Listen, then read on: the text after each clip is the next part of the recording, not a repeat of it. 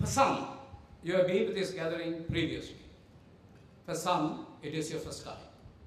In either case, I am aware that this year's organizing committee has done a fantastic job in organizing this conference, which will be truly educational, inspirational, memorable, and also great way in associating with and meeting the junior members from the various bars across Sri Lanka.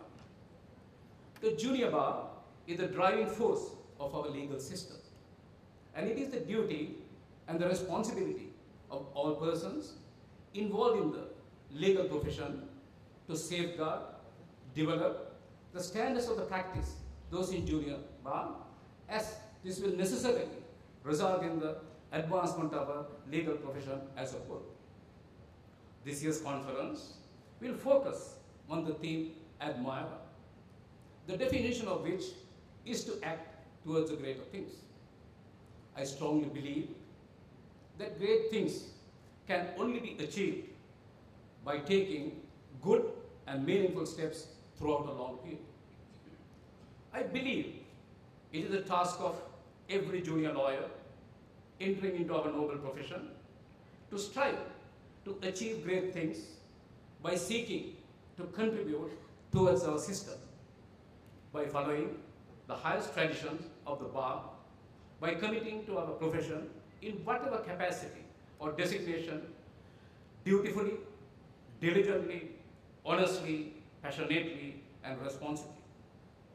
This year's conference will include eminent panel consisting of Supreme Court judges, President's Counsel, legal luminaries, senior officers from the Attorney General's Department, academics from Sri Lanka as well as from abroad, senior public officers who have all excelled in their respective fields and from whom I'm sure you can gain valuable knowledge, experience, insight in relation to practice areas such as civil law, criminal law, intellectual property, fundamental rights, conveyancing, and professional ethics.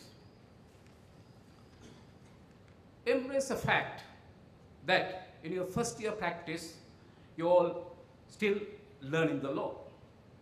Law school does not teach you everything that you need to know to practice law. This comes with time. You must be open to learn from every court appearance and from every draft that you undertake to do. Read the law reports and get in touch with the latest development in law. Remember that there are no shortcuts and quick remedies if your aim is to build a respectable practice. This takes time and patience and the willingness to learn to develop yourself every day. I have personally seen young lawyers who have unfortunately fallen into wayside due to them trying to achieve quick fixed results in their practice by adopting unethical means. I understand that fees and money is an important part of the practice. But if your only aim is to collect fees, then I'm sorry to say this is not the profession for you. You need to focus on work and only work and dedicate yourself to the practice. If you do so, money will certainly come later. My generation and those older than I looked at the law as a profession. But however, too many of the young lawyers these days look at law as a business. This could be due to the issue currently faced by the bar in relation to the quality of young lawyers being admitted every year to our profession. It's becoming overloaded every year, with almost 1,000 new lawyers passing out without adequate chambers of seniors to take them on and to guide them in their initial years. This has resulted in many young lawyers trying to quickly develop their practice and get paid by invoking unethical forms and practice just in order to keep up. When I was enrolled as an attorney at law almost 37 years ago, the intake to law college at that time was 200. and after the lapse of 37 years, the intake to law college remains same. And the number of students who are applying to law college each year is well over 10,000. 37 years ago, only two ways to enter law college. One was to gain entrance to law college soon after the advanced level examination. The other was after obtaining an LLB degree. However, at present, there are several ways to enter law college through so many local private institutions as well as through various foreign institutions, and 58 foreign degree awarding institutions have been recognized by Council of Legal Education. As a result, the second oldest profession in the world has been now turned into a business venture more than a profession.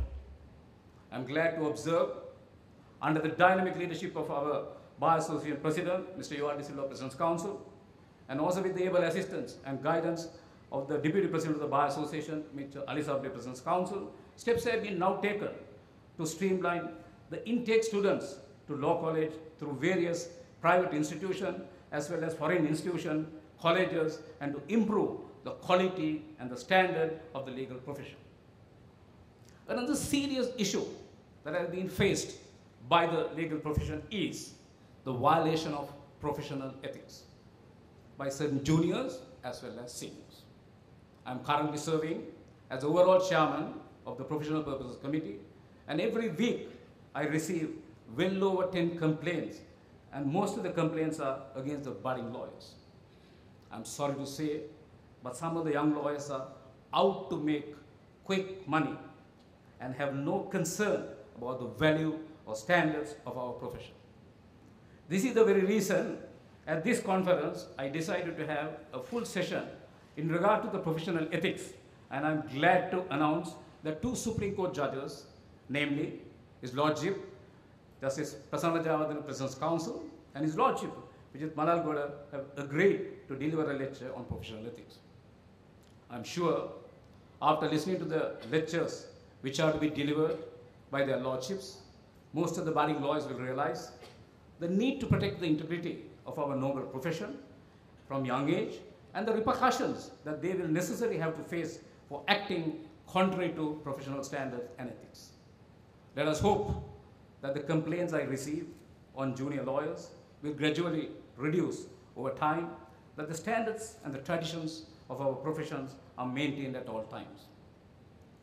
I wish to place on record my sincere gratitude to my dear colleague and dear friend, Mr. U.R.D. Silva, President's Council, President of the Bar Association of Sri Lanka, for the guidance, assistance given to the Junior Bar Conference Committee and to myself, making this year's conference a success.